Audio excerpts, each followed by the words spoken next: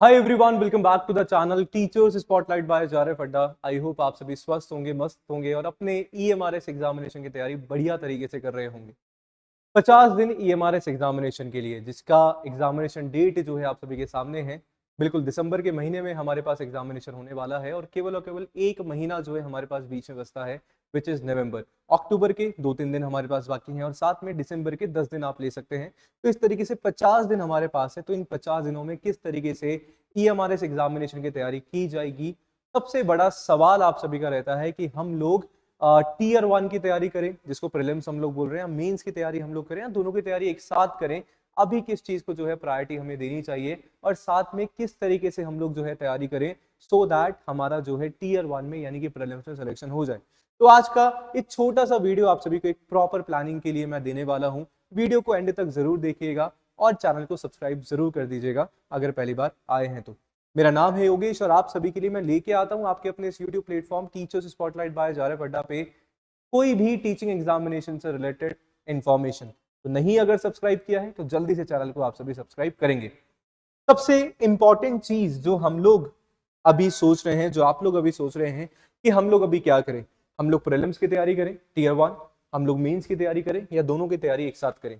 अभी कुछ दिनों पहले यानी कि 20 से 25 दिनों पहले ही मैंने वीडियो बनाया था और मैंने आप सभी को यही कहा था कि आपको अभी इस पॉइंट ऑफ टाइम पे दोनों की तैयारी करनी है, आपको प्रीलिम्स और मेंस दोनों तैयारी करनी है। पर आज जब एक महीना 20 से 25 दिन उस वीडियो को हो चुके हैं और जब एग्जामिनेशन डेट हमारे पास में है और जब ओनली जो है 50 डेज हमारे एग्जामिनेशन के लिए बचते हैं, तो मैं आप सभी को बस एक ही चीज सजेस्ट करूंगा, एक बार के लिए जो मेंस की तैयारी है, जो डोमेन हमारा पेपर है, उसको थोड़ा सा आप जो है रोक दीजिए। यानी कि आपको ना मेंस की तैयारी करनी है अभी, ना प्रीलिम्स मेंस की साथ में करनी है। ओनली आप सभी को अभी जो है प्रीलिम्स पे फोकस करना है। क्यों? क्योंकि 1:10 के रेशियो में जो है स्टूडेंट सेलेक्ट किए जाएंगे, वही कहीं ना कहीं मेंस में यानी कि टीयर 2 में आप सभी के अपीयर होने वाले हैं। तो अगर ये एग्जामिनेशन आप सभी का क्लियर नहीं हुआ तो जो मेंस की तैयारी आप सभी कर रहे हैं तो वो कुल मिला के आप सभी का वेस्ट हो जाएगा और नई वाली वैकेंसीज के लिए आप सभी को जो है कहीं ना कहीं वापस से इंतजार करना पड़ेगा।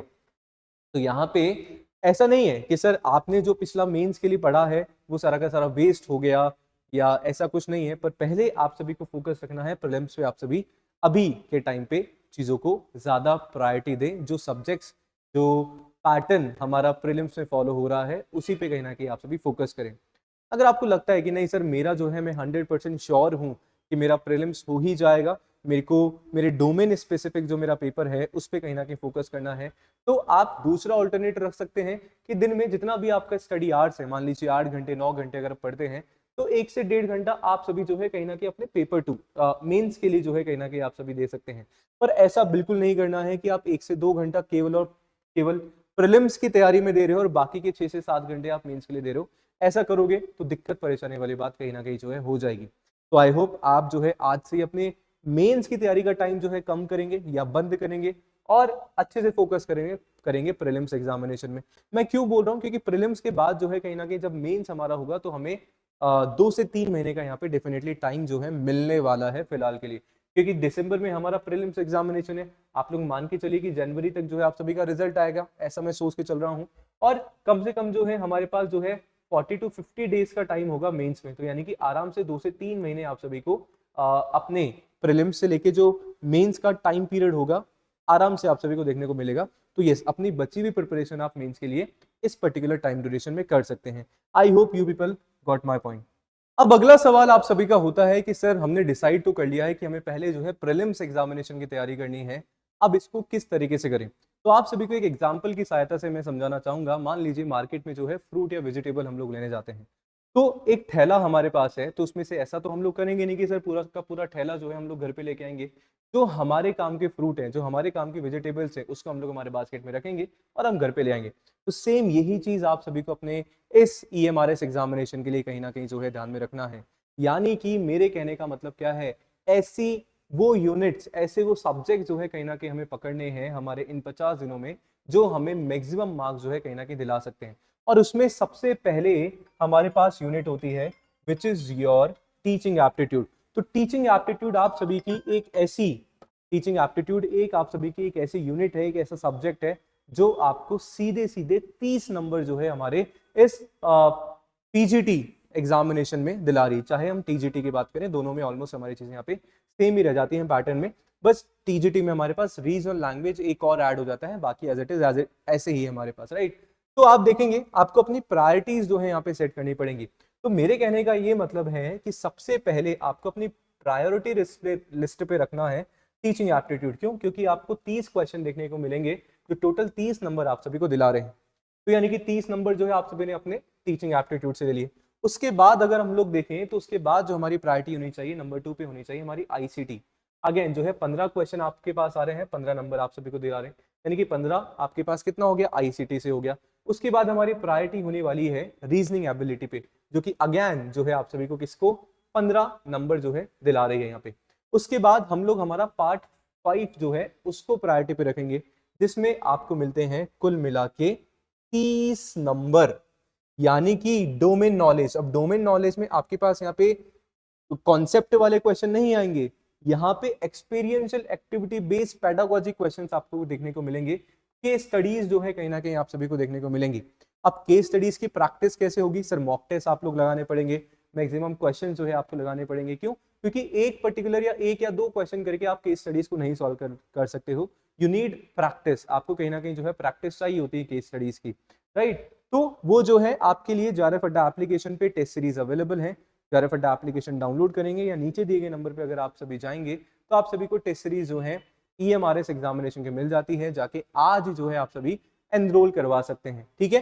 तो NEP आपके पास हो गया, 10 नंबर की आपके पास NEP आ रही है, तो यानी कि टोटल जो है 30 नंबर का वेटेज जो है यहाँ पे आपके लिए अच्छा खासा रहने वाले हैं। तो ये प्रायोरिटी जो है आपकी नेक्स्ट जो है ये होनी चाहिए।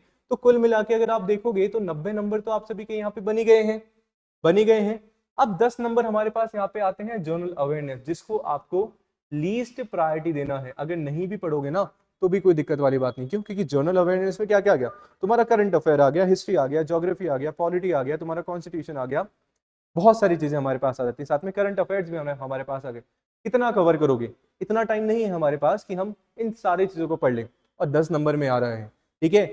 बस मैं ये बोलूंगा आप सभी जो है थोड़ा बहुत करंट अफेयर जरूर पढ़ लें, सो दैट मान लीजिए क्वेश्चन आता है और आपको लगता है कि अरे पढ़ा हुआ था, मेरे आंखों के सामने हुआ है, तो यस आप कहीं ना कहीं जो है 1-2 नंबर का जुगाड़ यहाँ से कर ले। पर यस लीस्ट प्रायोरिटी जो है आपकी जनरल अवेयरनेस पे होनी चाहिए। उसके बाद हमारे पास यहाँ पे काम आता है आपका इंग्लिश और हिंदी, क्योंकि सबसे ज्यादा इंपॉर्टेंट हमारा यही है कि सर इसमें अगर आपके 20 में से 8 नंबर नहीं आते हैं, 4 इंग्लिश में 4 हिंदी में, तो इतनी जो मेहनत करी है वो सभी खराब हो जाएगी। तो यस यहाँ की भी आप सभी को प्रैक्टिस करनी है। तो 50 दिन का थोड़ा सा शेड्यूल आप लोग बनाओ, देखो कि किस तरीके से चीजें जो है आप सभी के लिए पॉसिबल है। यहाँ पे एक अच्छा फायदा जो आप सभी को बताना चाह रहा हूं मैं, जो टीचिंग एग्जामिनेशन के लिए अप्लाई कर रहे हैं, ठीक है, बहुत सारे बच्चों का, बहुत सारे स्टूडेंट्स का मैथ्स जो है स्ट्रांग नहीं होता है। तो यहाँ पे मैथ्स का एक भी आपके पास क्वेश्चन नहीं देखने को मिलने वाला है। रीजनिंग हो जाती है पर मैथ्स नहीं होता, तो ऐसे स्टूडेंट्स को यहाँ पे फायदा मिलेगा, बिकॉज यहाँ पे हमारे पास कोई मैथ्स नहीं है, टोटल हमारे पास रीजनिंग के क्वेश्चन आने वाले हैं, जो कि 15 आप सभी को देखने को मिलेंगे, 15 नंबर आप सभी को दिलाएंगे। तो अच्छी खासी प्रैक्टिस करो, मॉक टेस्ट जरूर आप सभी को देने हैं, क्योंकि हमारा फोकस मॉक टेस्ट पे, बिकॉज पढ़ हम लोग लेते हैं पर जिस तरीके से एग्जामिनेशन में क्वेश्चन पूछे जाएंगे वो हम लोग जो है कहीं ना कहीं नहीं कर पाते हैं। तो प्लीज आप सभी जो है अच्छे से मॉक टेस्ट दीजिए, तैयारी अपनी जोरों शोरों से करिए, और कुछ भी आप सभी को डाउट होता है तो कमेंट सेक्शन आप सभी के लिए ओपन है, मैं डेफिनेटली जो है ट्राई करूंगा आप सभी को रिप्लाई करने का, ठीक है, सही बात है। तो इस तरीके से आप सभी को अपना एग्जामिनेशन की तैयारी करनी है।